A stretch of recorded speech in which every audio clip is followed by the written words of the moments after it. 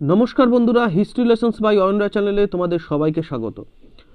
विगत कयेकटा दिन आमरा बेश कयेकटा साबजेक्टेर गुरुत्वपूर्ण लास्ट मिनिट साजेशन तुम्हादेर जोन्नो प्रोवाइड करेछि उच्च माध्यमिक 2024 एर जोन्नो। आजके आमरा जे विषयटा निये आलोचना करब सेटा हलो पलिटिकल साइंस अर्थात राष्ट्रविज्ञान उच्च माध्यमिक 2024 तार गुरुत्वपूर्ण लास्ट मिनिट साजेशन। बेशी प्रश्न नय, अल्प लिमिटेड किछु प्रश्न। भिडियोटा शेष पर्यन्त देखबे ताहले पुरो विषयटा एबं प्रश्नगुलो सम्पर्के जानते पारबे।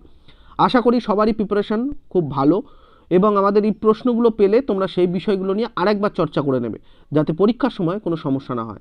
আর বারবার বলছি নিজেরা কিন্তু প্র্যাকটিস করবে, নিজেরা কিন্তু আলাদা করে মক টেস্ট দেবে, নিজেরা প্রিপারেশন নাও পরীক্ষার জন্য যাতে পরীক্ষার হলে গিয়ে উত্তর লিখতে বা স্টার্টিং করতে কোনো সমস্যা না হয়। প্রথম প্রশ্ন বলেছে এখানে বিশ্বায়নের প্রকৃতি আলোচনা করো। এর সাথে সাথে অথবা দিয়ে অর্থাৎ এই প্রশ্নটা এরমভাবেও আসতে পারে বিশ্বায়নের সংজ্ঞা দাও এবং বিশ্বায়নের বিভিন্ন রূপ পর্যালোচনা করো। এর সাথে সাথে এরমভাবেও প্রশ্নটা আসতে পারে যে বিশ্বায়ন কাকে বলে, বিশ্বায়নের প্রকৃতি আলোচনা করে রাষ্ট্রের সার্বভৌমকতার ওপর বিশ্বায়নের প্রভাব আলোচনা করো। পরবর্তী প্রশ্ন দেখো, আন্তর্জাতিক সম্পর্ক ও আন্তর্জাতিক রাজনীতির মধ্যে পার্থক্য নিরূপণ করো।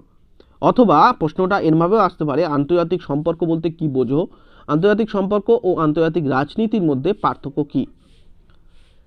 পরবর্তী দেখো 2 নম্বর চ্যাপ্টার থেকে প্রশ্ন আমাদের যেটা পেয়েছি আমরা সেটা দেখো। পরবর্তী 2 নম্বর চ্যাপ্টার থেকে এখানে প্রশ্ন দেখো, গান্ধীজির সত্যাগ্রহ সম্পর্কিত ধারণাটি আলোচনা করো। পরবর্তী চ্যাপ্টার থেকে গুরুত্বপূর্ণ প্রশ্ন এবং মার্ক্সবাদ কাকে বলে, মার্ক্সবাদের মূল সূত্রগুলি আলোচনা করো। ভেরি ভেরি ইম্পর্টেন্ট তোমাদের এবছরের জন্য। কার্ল মার্ক্সের ঐতিহাসিক বস্তুবাদ তত্ত্বটি আলোচনা করো। এটাও খুব ইম্পর্টেন্ট প্রশ্ন।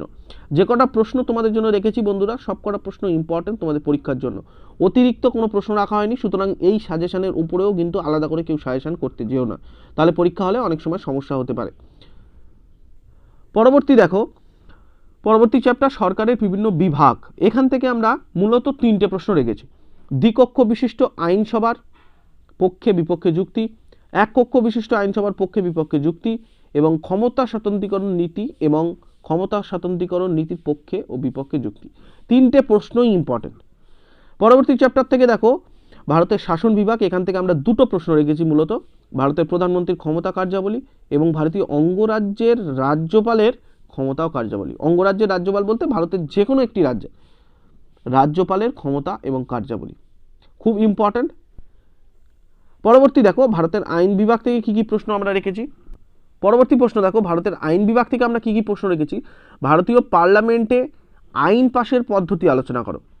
এটা খুব ইম্পর্টেন্ট প্রশ্ন। আইন পাশের পদ্ধতি অর্থাৎ কীভাবে পরপর স্টেপ অনুযায়ী আইন পাস হয় বা একটি আইন একটি বিল বা যে কোনো কিছু আইনে পরিণত হয় বা আইন হিসাবে পাস হয়। এবং পরবর্তী প্রশ্ন দেখো স্পিকারের ক্ষমতা ও কার্যাবলী, খুব ইম্পর্টেন্ট প্রশ্ন। লোকসভা ও রাজ্যসভার পারস্পরিক সম্পর্ক অর্থাৎ লোকসভা এবং রাজ্যসভার মধ্যে সম্পর্ক বা রিলেশন বের করতে বলেছে, পার্থক্য নয় কিন্তু সম্পর্ক। পরবর্তী প্রশ্ন দেখো পরবর্তী চ্যাপ্টার থেকে আমরা দেখো প্রশ্ন রেখেছি লাস্ট চ্যাপ্টার যেটা, কারণ তোমরা জানো তোমাদের পলিটিক্যাল সায়েন্সের কিন্তু খুব কম চ্যাপ্টার তোমাদের পড়তে হয় এবং খুব কম চ্যাপ্টার থেকে ঘুরিয়ে ফিরিয়ে প্রশ্ন আসে। ভারতের বিচার বিভাগ থেকে প্রশ্ন কি কি রেখেছি আমরা। অঙ্গরাজ্যের হাইকোর্টের গঠন ও কার্যাবলী, যে কোনো একটি রাজ্যের হাইকোর্টের গঠন ও কার্যাবলী, কারণ এর আগের বছর তোমাদের 2023-এ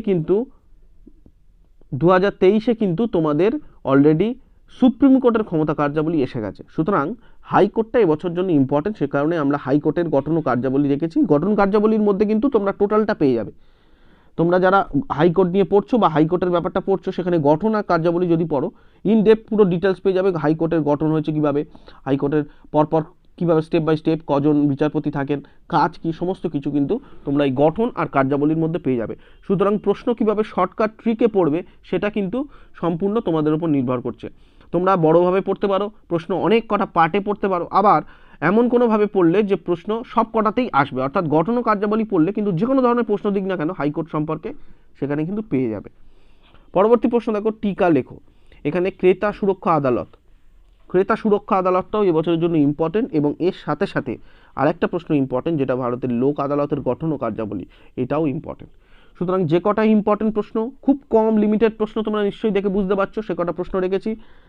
এরকম গুরুত্বপূর্ণ সাজেশন পেতে চাইলে অবশ্যই চ্যানেলটা সাবস্ক্রাইব করতে হবে। যারা নতুন দর্শক দেখছো তাদেরকে রিকোয়েস্ট করছি চ্যানেল সাবস্ক্রাইব করো না হিস্ট্রি লেসন্স বাই অয়নরা, কারণ আমাদের চ্যানেলে উচ্চ মাধ্যমিকের আগে পর্যন্ত গুরুত্বপূর্ণ এই সপ্তাহের মধ্যেই আমরা কিন্তু সমস্ত ইম্পর্টেন্ট চ্যাপ্টারগুলো ইম্পর্টেন্ট সাবজেক্টগুলোর উপরে আমরা কিন্তু সাজেশান প্রোভাইড করে দেবো। সুতরাং সেই সাজেশানগুলো প্রত্যেকটাই এতটাই ইম্পর্টেন্ট, তোমরা পরীক্ষা হলে প্রশ্ন পাওয়ার সাথে সাথে কিন্তু বুঝতে পারবে সাজেশানের গুরুত্ব কত। বেশি প্রশ্ন দিচ্ছি না, অনেক জায়গায় হয়তো তোমরা দেখছো প্রচুর প্রশ্ন দিচ্ছে লাস্ট মিনিট সাজেশান হিসাবে, আমরা বেশি প্রশ্ন দিচ্ছি না, লিমিটেড কিছু প্রশ্ন দিচ্ছি। সেই প্রশ্নগুলোর ওপরে তোমরা কিন্তু কেউ সাজেশান করবে না, এই সাজেশানটাকেই তোমরা মেনে নাও এবং এই সাজেশান অনুযায়ী তোমরা প্র্যাকটিস করে যাও। নিশ্চিত পরীক্ষায় 90 থেকে 95%-এর উপরে মার্কস পাবেই পাবে। ভিডিওটা ভালো লাগলে অবশ্যই লাইক করো, কমেন্ট করো এবং বেশি বেশি শেয়ার করো। আর এরকম গুরুত্বপূর্ণ ভিডিও পেতে চাইলে অবশ্যই চ্যানেল সাবস্ক্রাইব করে নিও। দেখা হচ্ছে নতুন কোনো ভিডিওতে, ততক্ষণ পর্যন্ত সবাই সুস্থ থেকো, ভালো থেকো। Thank you, thanks for watching.